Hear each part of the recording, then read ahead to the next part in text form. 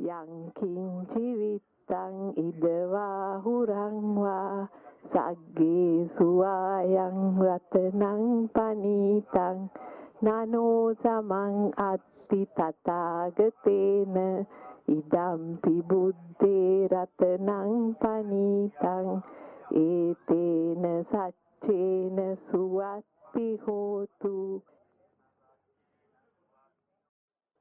Remember yesterday when we were traveling from Rajgir to Vaisali, we had to stop for a few minutes. One of the things that we passed was a long procession of Indian people. All of the women were wearing yellow and orange, if you recall. I asked Manit, our Indian guide, what they were doing, and then he also pointed out the fact that at the very front of that procession was an elephant, followed by a camel. And he said this is a traditional puja in India. They have gone to some sacred pond or lake or river, and he said they would have been chanting probably for 24 hours, and then they take the water from the lake or the pond or the river back to their home, and then they sprinkle the home. So it's a tradition of holy water, but what they're doing is they're asking for blessings from a deity or a god or a goddess from heaven to bless that water by invoking, chanting, recollecting the deity, and then they believe that some blessing is coming into the water, and then they're able to then spread that blessing, share that blessing around their homes for safety and protection. So it was very interesting that we saw that just yesterday, because what happened around the teaching of the Ratana Sutta is a little bit similar, and you can see this ancient traditional practices of puja, asking for blessing, a very, very deep and ancient practice in India. We've been chanting every day the Ratana Sutta, starting with Yang Kinchi Bitang Idawa Horangwa. We've been chanting that every day. I'll give a little bit of background for how this sutta came to be taught. Taught here in Vaisali. So the city of Vaisali was afflicted by a famine, and then many people were dying, especially the poor people. And due to the decaying corpses, they say, evil spirits began to haunt the city. This was followed by pestilence, so that's a lot of other diseases coming from the rotting corpses. Plagued by these three fears of famine, non-human beings, and pestilence, the citizens sought the help of the Buddha, who was then living in Rajagaha.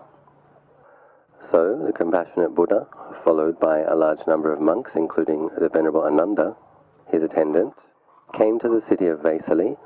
With the arrival of the master, there was torrential rains which swept away the putrefying corpses.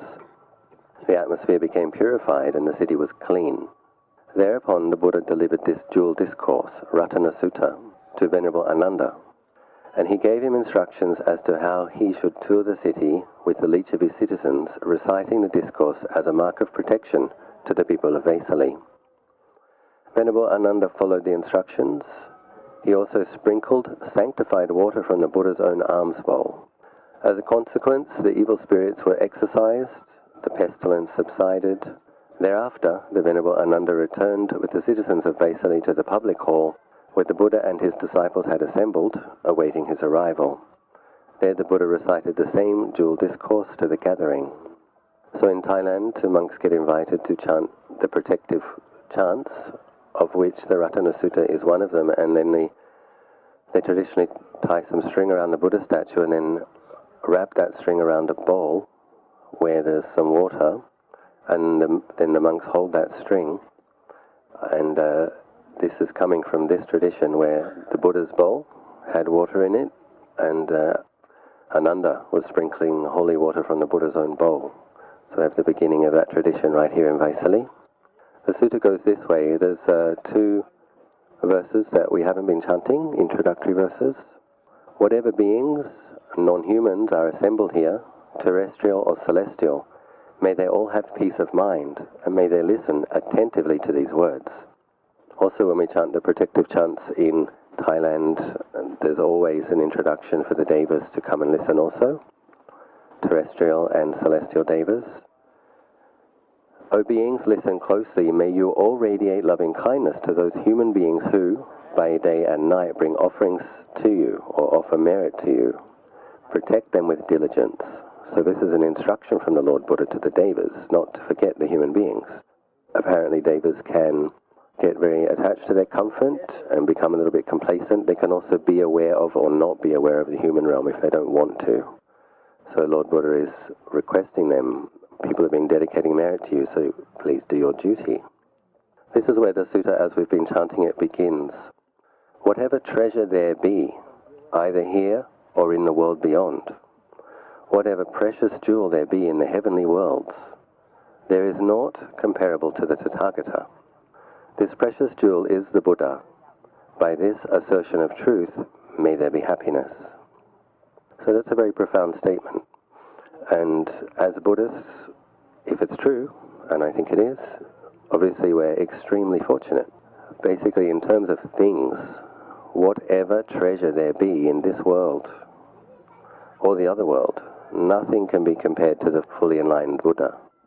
So I see this chant as an affirmation of truth, and this is where I think Buddhist practice is different to theistic practice or deity practice. We're basically invoking the power of truth as a protection.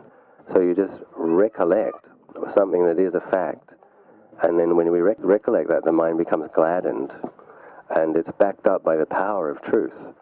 The Buddha is the supreme treasure in this and other worlds.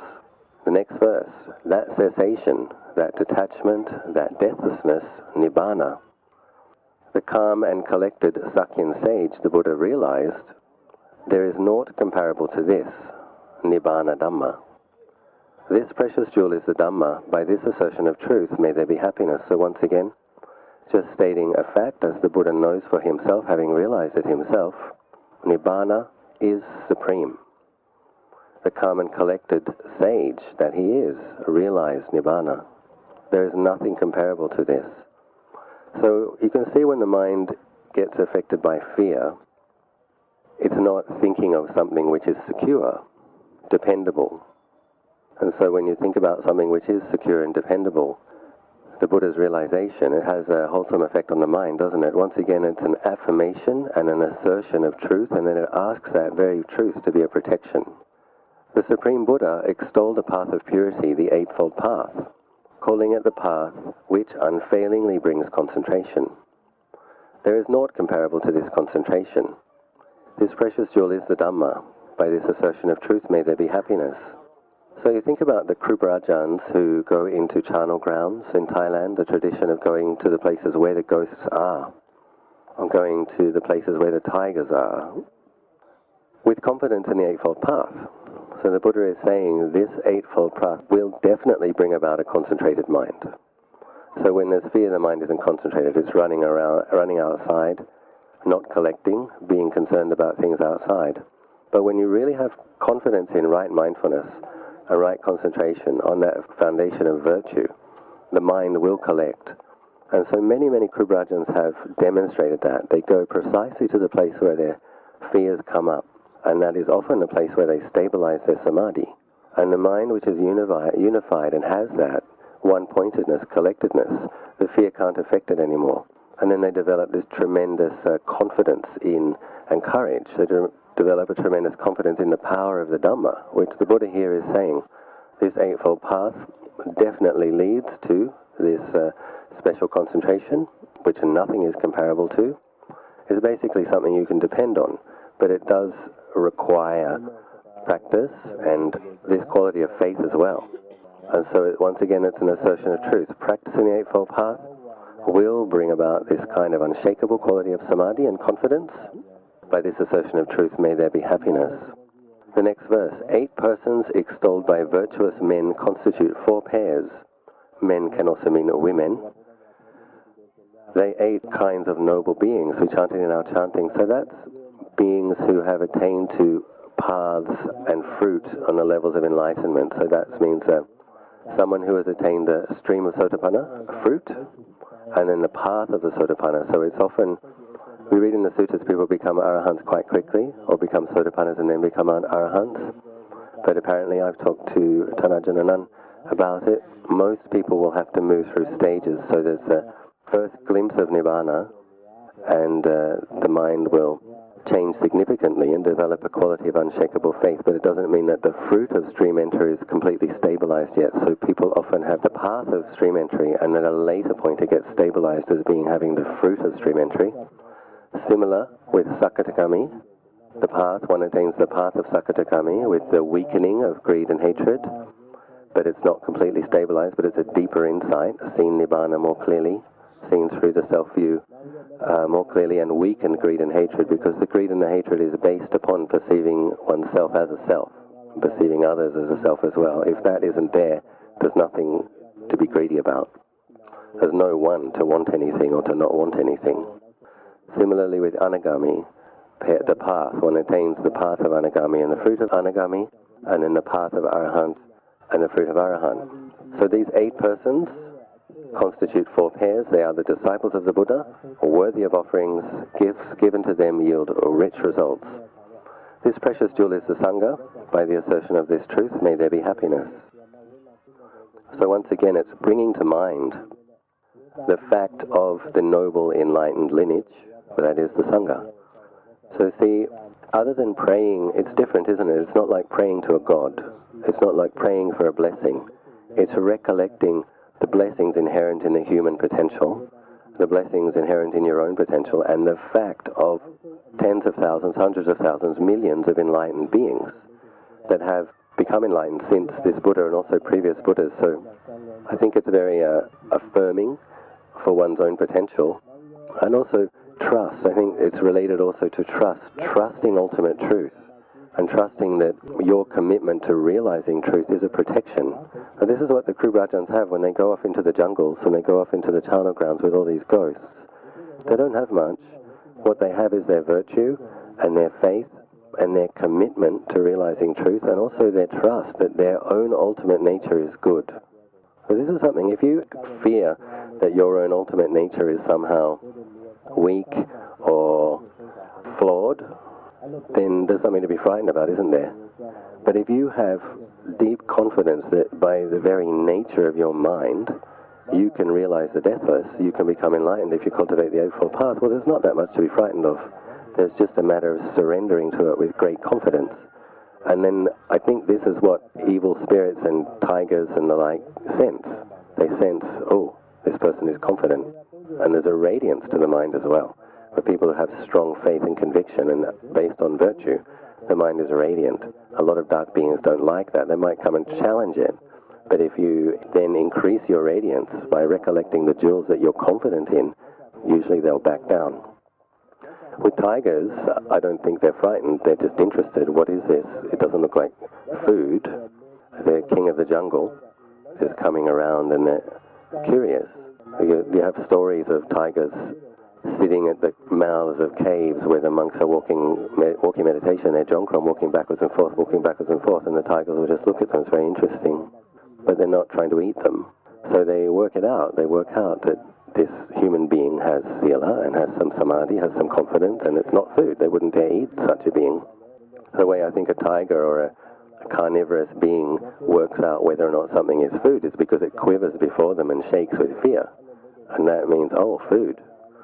So if you can stay still and calm and really have a refuge in your mind, then very unlikely anything is going to eat you. But this is something that when you get to that point in your practice, you can experiment. Of course, when we go to Varanasi, I am going to be taking you to the places where they burn corpses. So we will have some chance to go to some place that some people find frightening. But most people don't find it that frightening. Anybody frightened of ghosts? About half the group. So we have to chant this sutta, don't we? When Ananda told the people of Vaisali to chant this sutta, they went away, you see. With a steadfast mind, this is the next verse, applying themselves well in the dispensation of the Buddha Gautama, free from defilements, they have attained to that which should be attained, arahantship. Encountering the deathless, they enjoy the peace of Nibbana, freely obtained. This precious jewel is the Sangha. By this assertion of truth, may there be happiness. Those who practice correctly, who realize the deathless, become the Sangha, assertion of truth. As a post deep planted in the earth stands unshaken by the winds from the four quarters, so too I declare is the righteous man who comprehends with wisdom the noble truths. This precious jewel is the Sangha. By this assertion of truth, may there be happiness. So there are a few more verses similar. I'm going to stop there because I just wanted to read the ones that we read or chant daily. But after Ananda taught the people of Vaisali how to chant this, they all gathered in the hall, and the Buddha taught it again, and he said, this is a protection chant. So it's not asking for God to help you. It does ask for the devas to spread metta to you.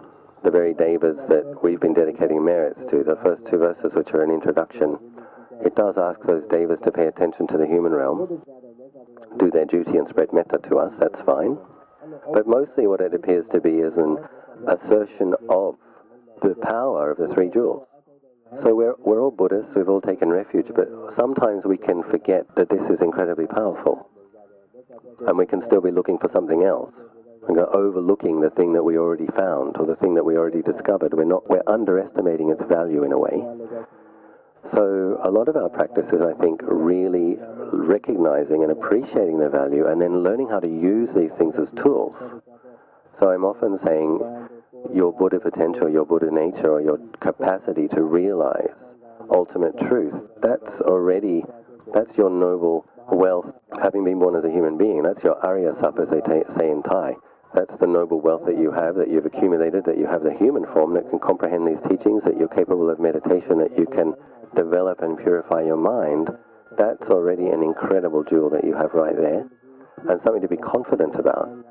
And then recollecting the Buddha, boundlessly compassionate, seeing everything as ultimately empty, and yet taught beings out of compassion, pure, impeccably pure.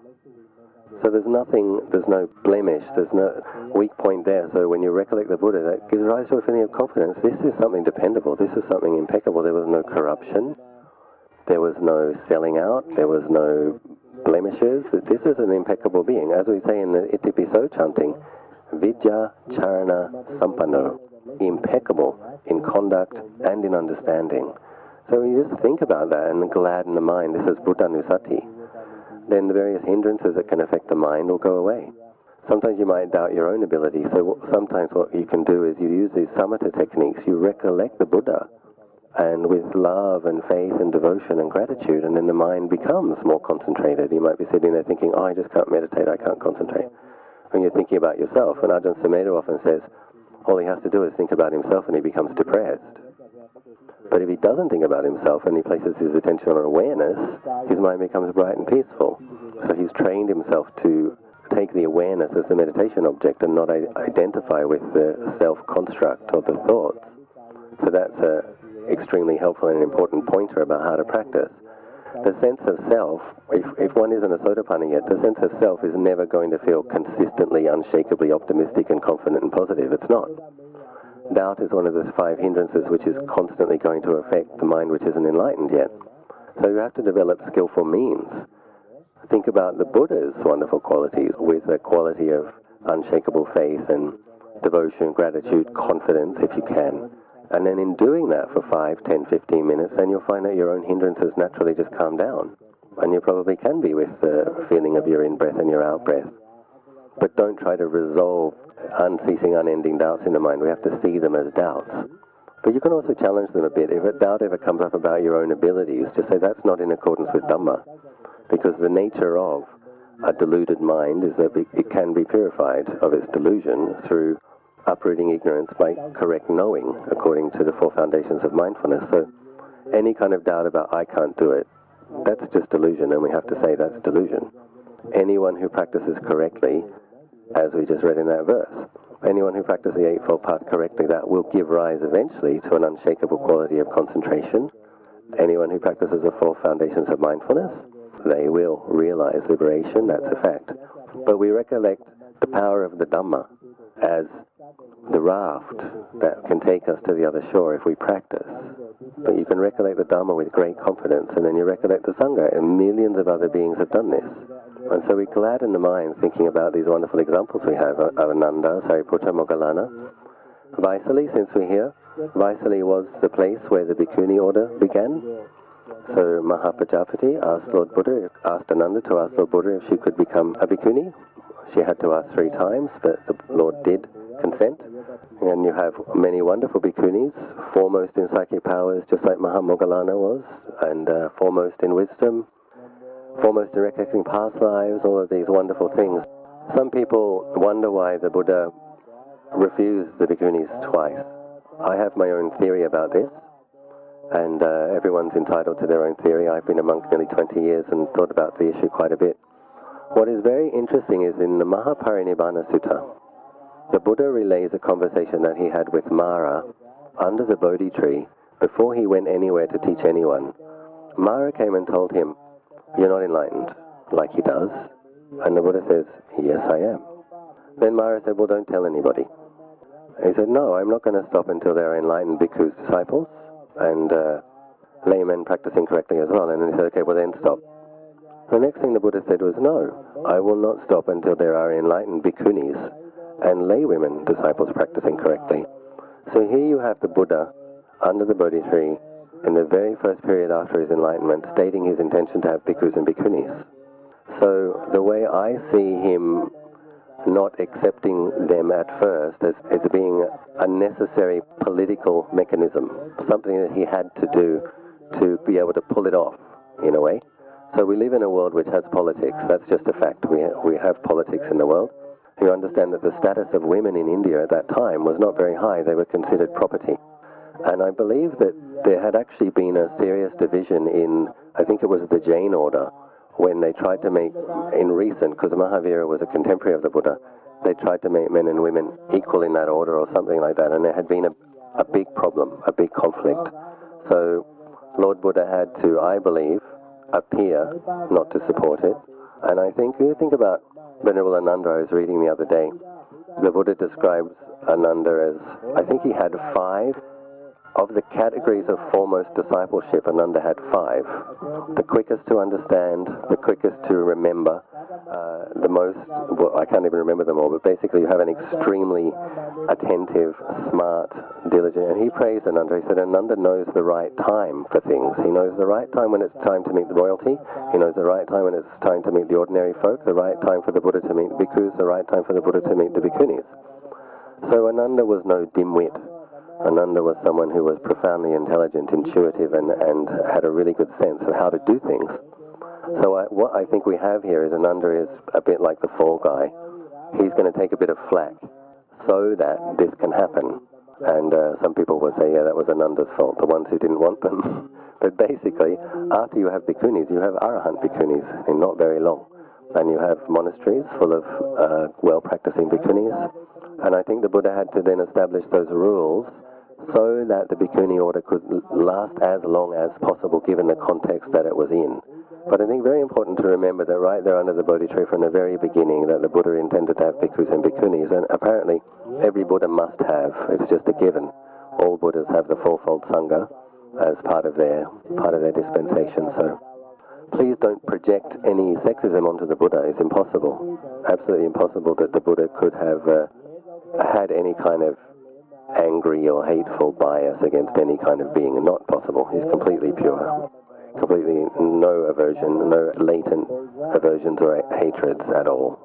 So just feel confident that the way I see it anyway is that the way it happened was the way it had to happen for it to last as long as possible and to help those nuns to have that opportunity. So right behind us we have the Asokan pillar with the lion capital, the only one intact. This is pretty amazing, isn't it? That you can see, I think it's a 2,200-year-old monument still in place, 2,200 years later, in quite fine detail.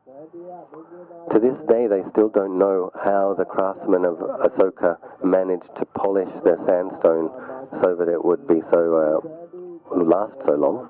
When we go to the museum in Sarnath in a few more days, you will see, I think it's the four-lioned capital facing the 4 cardinal directions. Very beautiful, but it's very shiny and no one knows what they use that could make it shiny and stay shiny for more than 2,000 years. Still a mystery. But the obvious thing, isn't it, The fact that this is the only one still standing really suggests something, doesn't it? It suggests the law of impermanence, unescapable. You see the chedi behind isn't in one piece anymore, isn't it? All that's left is a pile of bricks. So that chedi would have had a beautiful spire and probably had stucco. And now what you have is a round pile of bricks. Still quite beautiful, isn't it, in its gentle, serene shape. I was asking Ajahn Oh, she says the reason it's called the Ananda Stupa isn't because it has Ananda's relics. It's because Ananda helped to build it. So apparently Ananda helped the Lichavis to build this stupa when they wanted to enshrine the relics of the Buddha. So Ananda was very loved by the Lichavis, and you can see why, can't you? That was Ananda going and splashing the holy water himself in all of their homes, chasing away the evil spirits and asking the Buddha to come. And so he helped. Can you imagine? It's like a bubonic plague kind of scenario where everyone's dying. It's very scary, isn't it? When your neighbors are dying, children are dying, relatives are dying, and then corpses are everywhere, and there's more corpses than you can get rid of, and nobody wants to go near them. I mean, that's, in terms of a human, something horrible that could happen in the human realm, it doesn't get much worse, does it? It's just awful. But the Buddha, with his special powers and his special purity and their strong faith, was able to come and rectify the situation in not very long. So I think in our lives, in terms of skillful means, when you're struggling with your faith or when you have some big challenge, I think just recollecting the refuge is a very powerful practice that we probably underutilize. Remember Ajahn Sumedho, when he went to England, he didn't yet have a monastery, and he was staying in a house in London, and he didn't know what was going to happen. He didn't know if he was in the right place, and Ajahn Chah had said, go and start a monastery in the West, had given his blessing, and he said one of the things he did to just feel confident or just keep going was he didn't know what else to do, so he'd go and he'd bow. He'd just go to his shrine and he'd just bow to the Buddha, bow to the Dhamma, bow to the Sangha, because that's what he had. He didn't yet have a monastery. He had a house in the middle of London, and his teacher was on the other side of the world. But you can see that's very powerful, isn't it? Because now there's many monasteries in England and many monasteries in Europe and monasteries all over the world. Now, if Ajahn Sumedho had given up at that time, it wouldn't have happened, would it? So you can see that he doesn't know what to do. He doesn't know what to do. Well, just bow. And that's not pathetic. That's powerful. Because look what it did. It gave it something to hold on to. He held on to his refuge with faith and with confidence. And then the monks went for alms round one day. Very unlikely that this would happen, but it really happened. A man was jogging. He came up to Ajahn Sumedho and said, I have a forest. I want to offer it. Would you be interested to receive a forest? It's exactly what they needed. What's the chances? You see, but if you hang on to your faith with confidence and you assert the power of truth, and you don't lose your faith and confidence in the power of truth, that's the kind of thing that can happen. So just offer a few words about recollecting our refuge and affirming the power of the truth. We don't ask in Buddhism for the blessings of the gods. We practice our dana, we practice our sila, and we recollect our nature to be enlightened, and we recollect the teacher who did that, his disciples who have also done it, and the very truth itself that will liberate us. That's our protection, that's our blessing. And when you practice correctly, the devas will protect you. That's what the devas with right view do. The devas with right view will protect those who practice correctly. That's one of the ways they accumulate merit. It's one of the ways they were born as devas. So just one of the things I'd like to say in terms of praying to heaven for blessings, it's important to understand that any being in heaven was born there because it practiced dana and sila and bhavana. So that's what produced the merit. If you want to abbreviate the Eightfold Path into those three, that's how it's often abbreviated: generosity, virtue, and mental cultivation. So the reason they're in heaven is their own practice of dana, their own practice of virtue, their own mental cultivation. So you can do that. You can do that here in this realm. And that makes you deva-like. Tanajanan is often talking about manusa tevo, human beings who have the minds of devas. He's also talking about manusa delachanu, which is human beings who have the minds of dogs or pigs, or sat delachan is beings who walk on four legs. So you have both. You have people with human bodies who have animals' minds, but you have people with human bodies who have devas' minds, manusa devo. So yes, perhaps devas, if you have a karmic connection with them, maybe they can help you, especially high-level devas, bodhisattvas or future Buddhas in Tushita heaven. If there's a karmic connection, doing mantras and things might be helpful for a certain type of character. But basically, they got where they are by practicing what the Buddha is teaching us. Be generous, keep your precepts, do your meditation, do your chanting, and then affirm, just affirm, this will lead to liberation. The Buddha is the highest treasure. The Sangha is the highest treasure. The Dhamma, the truth, is the highest treasure. And that means your nature is the highest treasure. So we don't have to look outwards. The wonderful thing about the Buddha's teachings leading inwards. Our liberation will occur in our minds. So just offer that short reflection. Andamayang Dhammacatha Sadhukarang Dadamase